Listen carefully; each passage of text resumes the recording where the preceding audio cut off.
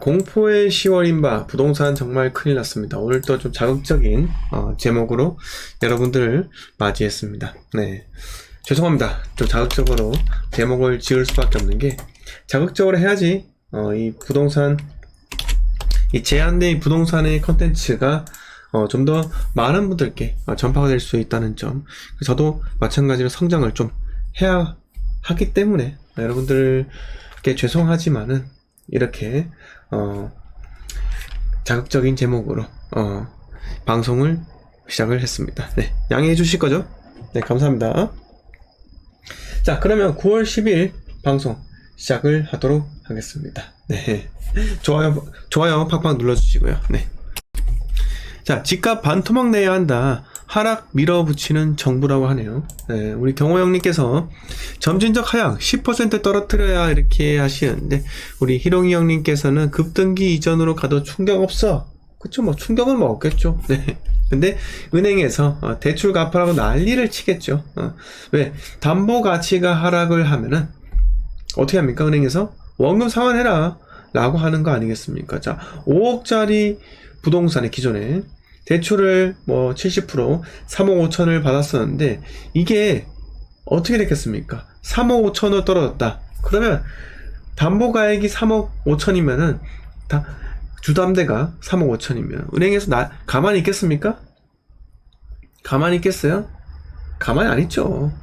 갚아라 라고 합니다. 예, 갚아라 라고 합니다. 참, 이럴 경우는 정말 이게 시중 국민들에게 현실적으로 닥칠 위기가 정말 제 눈에 훤히 보이는 것 같아요. 우리 경호 형님하고 희롱 형님 좀 더 완충작용 할 수 있도록 좀 노력을 좀 해주십시오. 국민들이 가뜩이나 지금 5년 동안 내내 부동산 경기가 폭등을 해가지고 스트레스 많이 받았습니다. 집값 오른 사람들과 내린 사람들 또는 무주택자들 모두 다 스트레스를 똑같이 받았다고요. 자, 그래서 부디 경착륙을 할 수 있도록 신경을 쓰셔야 한다는 이 점 꼭 말씀을 드리겠습니다. 그리고 대권에 도전하실 의향이 있으시다면 그냥 반토막 낸다고 그렇게 함부로 이야기하면 또 안 돼요. 네, 지리사님 반갑습니다. 네, 함기명님 반갑고요. 네, 희롱이 형님 들어오셨네요. 네, 반갑고요. 네, 김프로님 우동에 PH129 들어온다고 합니다. 혹시 들으신 거 있으신가요? 잘 모르겠네요. 네, 피에타님 반갑습니다. 명절 잘 보내셨나요? 아이초님 반갑습니다. 네, 박사민님 반갑습니다. 네, 권봉투님 반갑습니다. 네.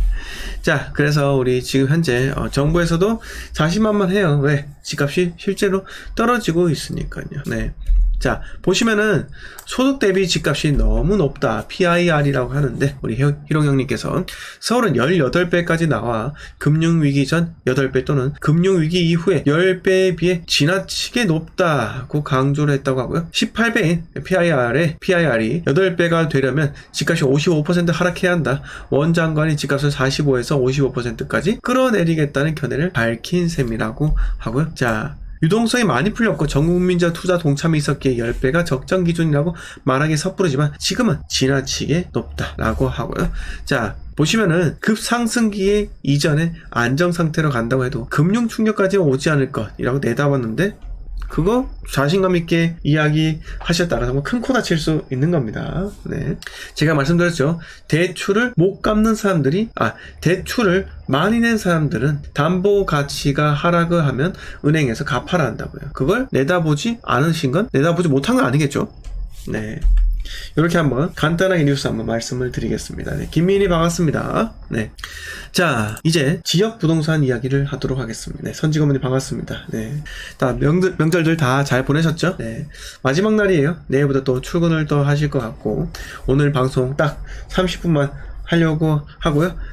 좋아요가 100개가 넘어가면은 제가 방송을 10분 더 연장해서 40분 정도 방송을 하려고 합니다. 늘 소통감 있는 방송을 진행을 하고요. 네, 자, 어디 지역으로 가볼까요, 여러분들? 자, 제가 오늘 첫 번째로 말씀드릴 지역은 울산광역시입니다. 여러분, 울산광역시에 대해서 궁금하신 점 있으신가요?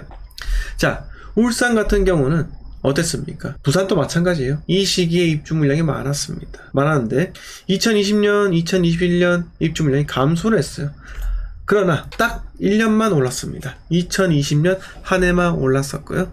2020년 연말에 수많은 광역시가 동의하듯이 조정 대상 지역으로 남구와 중구가 묶였습니다. 광주는 다 묶였죠. 네. 그러나 울산 같은 경우는 뭐 동구와 북구 정도는 묶이지는 않았어요. 네. 아무튼 간에 묶이고 나서 2021년 한 해, 2022년 한 해 모두 집값이 떨어지기 시작했습니다. 자, 그런데 2023년이 남았어요. 자, 입주 물량은 증가를 합니다. 자, 증가하는 추세를 좀 두려워하라 이렇게 말씀을 드렸고요. 만약에 울산에 내가 부동산을 꼭 매수하고 싶습니다. 자, 투자냐 실거주냐에 따라서 다르겠지만 저는 만약에 투자라고 한다면은 울산이 아닌 다른 지역을 말씀드리고 싶지만은 만약에 실거주라고 한다면 2023년에 매수를 하셔라 이렇게 말씀을 드리고 있어요. 그 이유 간단해요. 지방 같은 경우는 입주 물량이 몰아치는 타이밍에 제일 쌉니다. 암흑기죠. 암흑기가 거치기 위해서는요 이렇게 서서히 입주 물량이 감소를 해야 됩니다.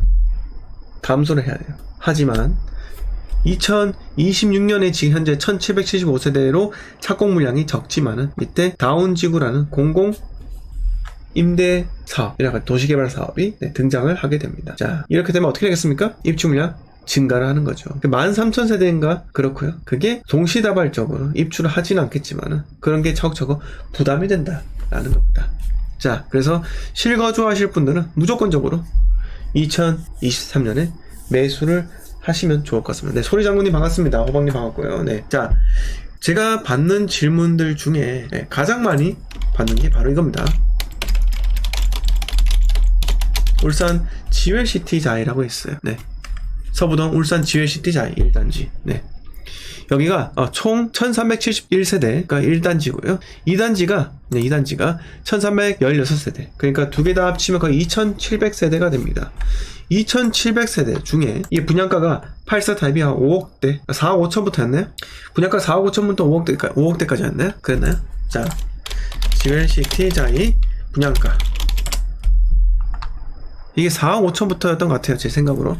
자, 분양가 있네요. 네, 아이고야, 여기 또 그림이 잘 보이진 않습니다. 네, 백이동 그리고 84 타입이 4억대네요. 네, 4억 1천부터 있죠. 4억 1천부터 뭐 4억 한 4천, 4억 5천, 4억 6천까지.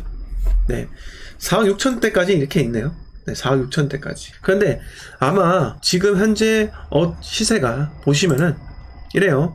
자, 84 타입을 기준으로 했을 때 4억 5,700까지 나왔어요. 네, 4억 5,700까지. 지금 피가 2,400입니다. 금매 추천. 남동야 중증층 금매 추천. 209동 같은 경우는 여기 있어요. 네, 뷰가 나오지는 않겠죠. 네, 남동이면 요쪽이니까요. 뷰가 앞에 205동에 가로막히면 단지 뷰겠죠. 유아 놀이터 쪽으로 보이고. 자, 207동이 어디죠? 여기 207동의 남동향. 네, 2층입니다. 2층은 또 이렇게 보시면은 이렇게 뷰가 또 안 나올 수도 있어요. 뷰가 나오지도 않을 수가 있습니다. 네, 자, 아무튼 간에 지금 현재 분위기가 좀 좋지는 않습니다. 분위기가 좋지 않아요. 비가 거의 다 빠졌죠. 네, 거의 다 빠졌죠. 이게 뭐 양도세는 매수자 부담이네요. 네, 매수자 부담이니까 이 4억 5,700에서 좀 더 낼 거예요. 네, 그러면 분양가 4억 3천이니까 프리미엄 2,400인데 2,400이 매수자 부담이면요 한 5천 정도까지 올라가지 않겠습니까? 그러면 한 4억 7천 정도일 거라고 생각이 드네요. 아무튼 많이 빠졌습니다. 네, 피가 1억 얼마까지 붙었다가 지금 좀 많이 빠졌다고 이렇게 보이고요. 자, 이걸 지금 매수를 하고 싶으신 분들이 많아요. 이것도 피 주고 매수하셔가지고 6억대 매수를 하셔가지고 이게 뭐 7, 8억 간다 이런 것 때문에 기대 심리를 갖고 매수를 하신 분이 계시지만은 저는 말씀드려요. 입주할 때 박살납니다. 네, 입주할 때 박살나요. 자, 그 이유는 단순해요. 전세가 때문입니다. 자, 인근에 울산 같은 경우 인근에 여기에 KCC 스위치에 한번 볼까요? 여기에 전세 84 타입 전세가 3억 5천이죠. 네, 3억 5천입니다. 내년 4월 입주예요. 3억 5천 나와 있어요. 그런데 네, 이미 입주한 아파트. 요거 좀 작긴 작은데 평형대가 32평인가요? 30평대. 네. 자, 4억대고 요거는 자, 이미 예전에 준신축 아파트 84 타입. 전세가는요, 준신축에 또 비슷하게 또 매겨지는 경향이 있습니다. 네, 전세가. 지금 3억 3천까지 나오잖아요. 그런데 2700세대가 동시다발적 입주한다. 그럼 저는 84 타입이 2억대까지 떨어진다고 생각해요. 전세가 2억대. 네. 전세가 2억대면요, 만약에 2억 한 8천 정도로 세팅한다고 하면, 자, 분양을 받은 사람들은 어떨까요? 4억 5천 분양받은 사람들. 그러면 2억 8천이면요, 1억 7천의 현금이 필요합니다. 1억 7천의 현금 필요해요. 근데 6억에 산 사람들은요, 어떻게 해요? 3억 2천이 필요한 겁니다. 현금이 3억 2천 필요한 거예요. 6억에 산 사람들은요. 그럼 어떻게 되겠습니까? 매도하는 경향도 있다는 겁니다. 자, 6억에 사는데 8억 간다 생각하고 2억의 안전마진을 노리고 들어간 사람들도 있다는 거예요.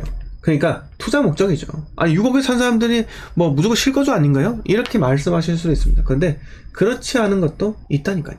2700세대 중에 사연들이, 수많은 사연들이 있어요. 그래서 저는요, 5억이야 충분히 가능하다고 봅니다. 그러니까 양도세는 매도자 부담으로 했을 때 그냥 분양가 수준으로 가는 경우가 흔하다, 이렇게 생각을 한다고요. 그래서 조심하세요. 지금은 매수할 타이밍 절대 아니고요. 매수를 한다면은 무조건적으로 언제 해야 한다? 입주 시기에 매수를 해야 한다는 겁니다. 자, 그런데 또 이렇게 보시다가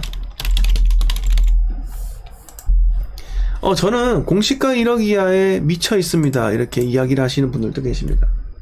저는 공시가 1억 이하밖에 안 사요. 네. 그래서 이걸 본다고요, 사람들이. 이걸. 과거에 영광스러웠던 1억 4천대까지 올랐잖아요. 보세요. 2006년에 3,900 하던 게 얼마 올랐어요? 네. 8년 4개월 동안 몇 배 올랐어요? 이게 왜 여기까지 안 나오네요? 네. 네. 271% 올랐다는 거예요. 3,900이 1억 4천 간 겁니다. 네. 조선업 호황과도 맞물리잖아요. 어마어마하죠? 근데 중간에 조정기가 있습니다. 몇 년? 3년 정도 있어요. 이때도 마찬가지예요. 이때는 1년 한 3개월 정도, 1년 2개월 정도 하락기, 쫙 하락기 하죠. 5년 7개월 내내 하락을 합니다. 근데 보시면은 2020년 한 해만 제가 말씀드렸죠. 그때 상승을 했다고요. 2020년 한 해가 울산부동산의 전성기였습니다. 하지만 2020년 하반기에 비로소 올라갑니다. 이게 오른 겁니까? 오른 거예요? 제대로 오르지도 못했죠. 자, 그러나 지금 전세가 역으로 빠지고 있어요. 9천가에 올랐다가 전세가 역으로 빠집니다. 갭이 2,500입니다. 요때는요, 갭이 1,300원이에요. 1,300만원. 네. 이걸 투자를 하고 싶으신가요, 혹시? 아닙니다. 절대로 투자 타이밍이 아니에요. 지금 이 시기에도요. 네. 자, 물론 조선업의 슈퍼사이클이 온다 해서 올라갈 확률이 높습니다. 이해해요. 올라와요. 근데 용적률이 256%입니다. 이거 재건축 불가능해요. 제가 말씀드릴게요. 재건축 불가능합니다. 그냥 아파트 리모델링 정도는 가능할 수 있다는 겁니다. 리모델링 정도예요. 네. 근데 리모델링을 해서 추가 분담금이 만약에 3억이 들어간다, 2억 5천이 들어간다 라고 가정한다면 3억 5천의 신축을 얻는 거나 마찬가지지만, 근데 작은 평수잖아요. 작은 평수. 소형 평형대를 20평을 3억 5천 얻는다? 그건 좀 비싸지 않겠습니까? 저는 비싸다 생각해요. 네. 그래서 이렇게 오를 수 있죠. 전고점까지 오를 수 있죠. 현재 1억 천인데 전고점 1억 4천까지 뚫고 올라갈 수도 있죠. 그러나 저는 우려가 되는 게 이 용적률 256%라는 겁니다. 무조건적으로 오래된 아파트를 투자할 때는요, 용적률이 매우 낮은 거에 투자를 하세요. 비록 투자금이 좀 더 많이 들어갈지라도 용적률이 더 낮은 곳에 투자를 해야 되고요. 그리고 인구가 훨씬 더 많은 다른 쪽에 투자를 하세요. 제가 땡땡 지역을 계속해서 말씀드리는 이유가 뭡니까? 이유는 한 가지밖에 없어요. 그쪽으로 전국에 있는 투자금이 내년에 흘러 들어갑니다. 그리고 취득세 중과 풀리잖아요. 그때부터 더 흘러 들어간다고요. 그래서 1년 동안 우리는 분석을 해야 할 필요가 있는 겁니다. 1년 동안요. 왜? 내년은 땡땡 지역의 입주 물량이 37,000세대예요. 여러분, 37,000세대가 그냥 무시할 만한 숫자일까요? 아닙니다. 2023년, 2024년 합치면요, 거의 6만 세대예요. 6만 세대에 곱하기 3만 해보세요. 18만 명. 인구가 움직여야 돼요. 6만 세대면 6만 개의 집이 빠져줘야 한다고요. 6만 명이 전부 다 전세를 살고 있으면은 6만 개의 전세가 나와서 거래가 되어야 되고요. 전부 다 매매를 살고 있으면요, 6만 개의 매매가 거래가 되어야 됩니다. 또는 3만이면 실거주하고 계신 분이 3만 명, 세입자로 3만 명 살고 있으면요, 각각 3만 개씩 거래가 돼야 되는 거예요.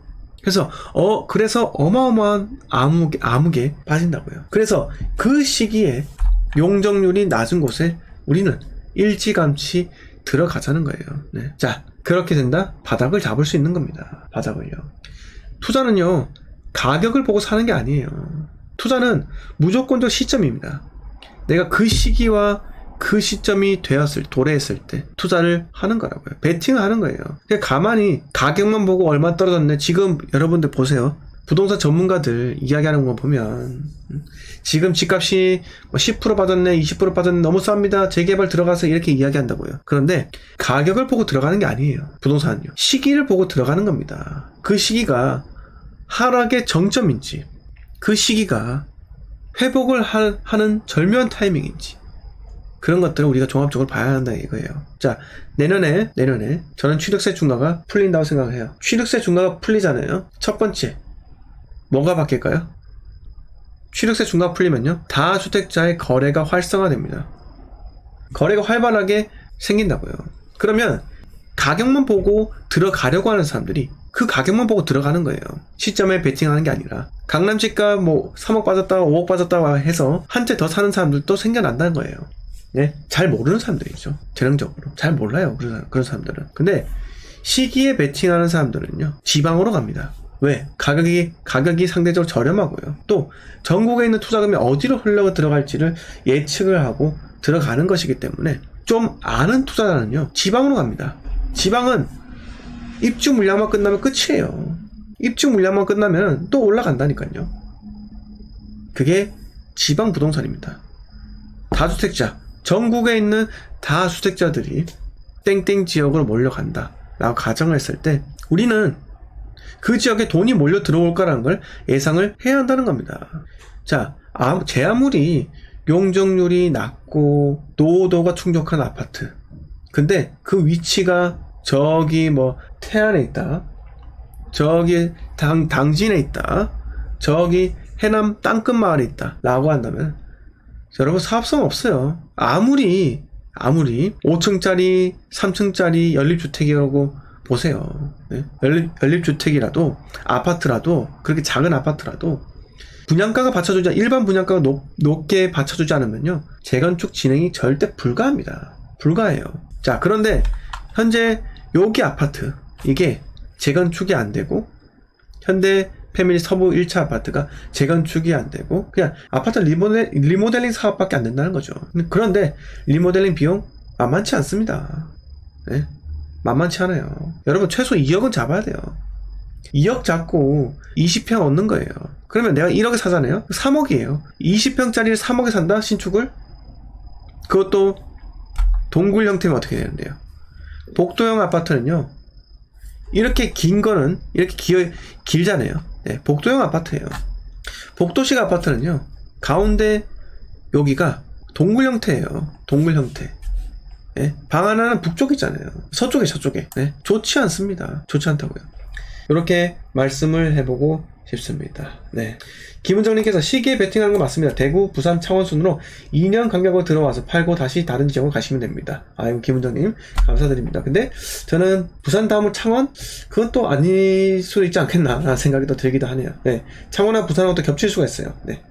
삐빅님 반갑습니다. 네. 디벨로퍼 스톡님께서 세종 이렇게 이야기하셨고요. 네. 자, 지리사님께서 사실 지금 분위기로 갭투 살짝 무서운데 어찌 생각하세요? 지금은 아니죠. 네, 갭투자 지금은 아닙니다. 네, 절대 아니고요. 자, 그리고 네, 목표가 있는 남자님 반갑고 윤희님 반갑습니다. 네, 영웅님께서 늘 좋은 정보, 종합적이고 예리한 흐름 분석 최고입니다. 감사합니다.